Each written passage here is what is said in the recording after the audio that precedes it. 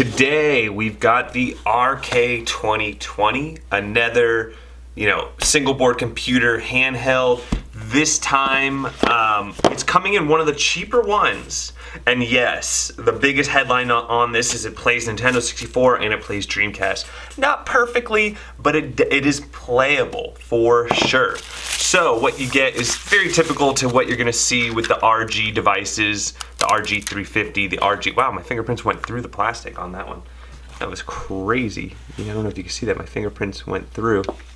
Let's just go ahead and clean that off really quick. It is rocking a 3.5 inch IPS display.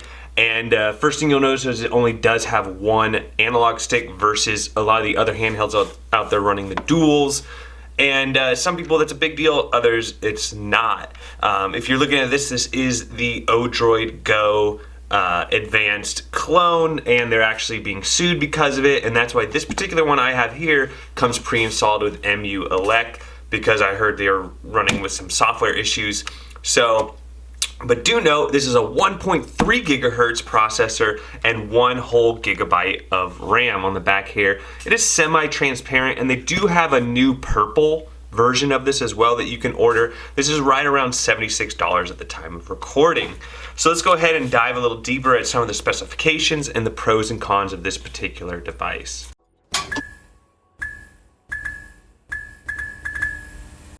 So I'm booting it up here, and I see even says hard kernel right there on the front. And it's funny, when you load a game, it'll even say, it'll say Odroid right on it. So you load it up. As you see, it has great viewing angles. It's really good. It comes pre-installed with mu-elect, and you could just take out the SD card here right on the bottom. There's a reset button as well. I believe this is a speaker here, because most of the sound comes out of the right side of this unit.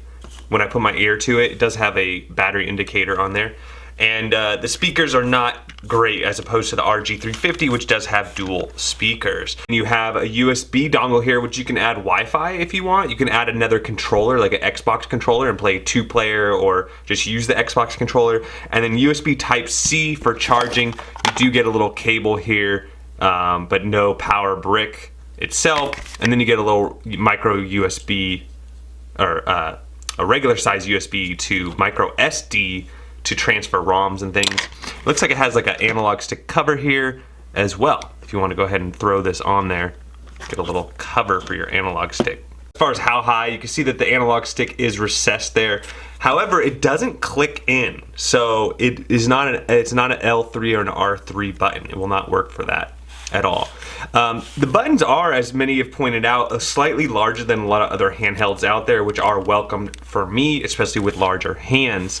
The D-pad and the construction overall is definitely where it's average at best. It's definitely not showing anything nice. And the other thing that kind of bugged me about it was that it doesn't have a volume control on it. It's just a totally bare shell there on the left and right side. Maybe you like that because then you don't have to worry about bumping into anything, but note how bare it is.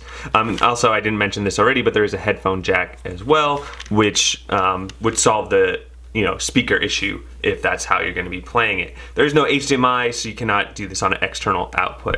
But as you see, I mean, it runs great. Going up from the thing with the RG350 series and the RG280 series is they only have a 1 gigahertz processor in there, and it's not going to give you quite the performance that this thing's going to give you. So if you want to play PlayStation 1 flawlessly, like everything on PlayStation 1 is going to run with this, and then a lot of Nintendo 64 and Dreamcast titles, this is the way to do it. Let's see if we can get it to say it. You can see in RetroArch here, it's going to say it's the Odroid Go controller. Odroid, you can't see that. It said Odroid 2 controller.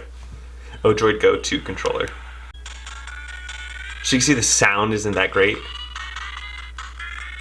but also it's slightly laggy, but not too bad.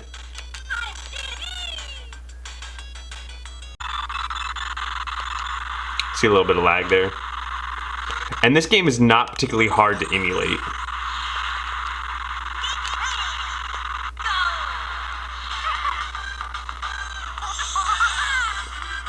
But I mean, I was playing this earlier before I shot this video. Where's my song? Oh!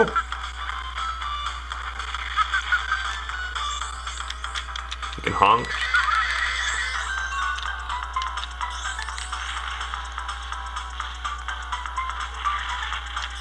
First place. Alright, so there you go.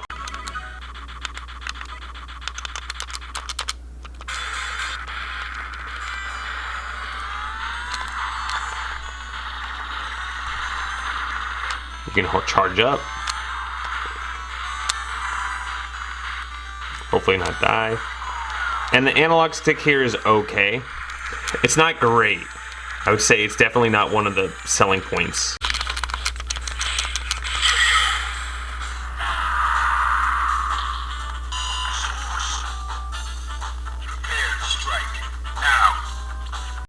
That's Cave Story, Diablo, Doom, Doom 2, Mr. Boom, Quake, and a flashback, Rick Dangerous.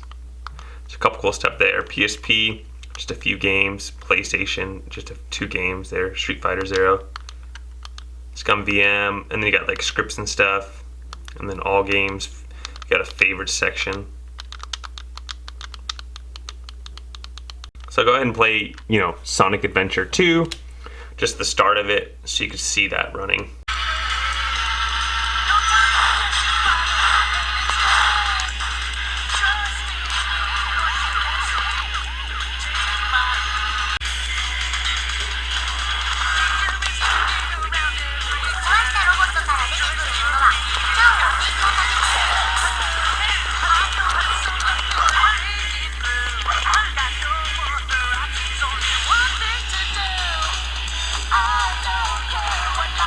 So no lag. So as far as running ROMs, you'll see here it's saying I don't have a USB set up, but all you would do is get, even using this device, hook your little USB up to it, and put a little micro SD in there with your ROMs on it, run this script, and it will go ahead and transfer whatever you have onto there, onto this particular SD card here. That's one way of doing it. Another way of doing it is this is a Linux-based operating system, so you have multiple ways of using Linux desktops or other methods of transferring. You can hook up a Wi-Fi dongle, do it over the network. You can do a couple different things as far as adding more games. So final thoughts, this is a lot of bang for your dollar as far as performance goes. You heard in the review my cons to it, a lot of average other things, but that's how you get the price down, right? You either have to concentrate on certain areas. So this handheld, in my mind, is the best bang for your dollar as far as performance goes. As far as controller layout, the shell, there are nicer units out there. But that's what you got to ask yourself is where do you want to go? Or you got to shell out over $100 to get all those things in one unit. But that's what I think. Let me know what you all think. Thank you to Retro Mini. They sent me this review unit. There's also a coupon code in the description. And so if you want to grab one, they have them. You'd get the same unit that I reviewed here in the video with a 32 gigabyte SD card and a few games installed.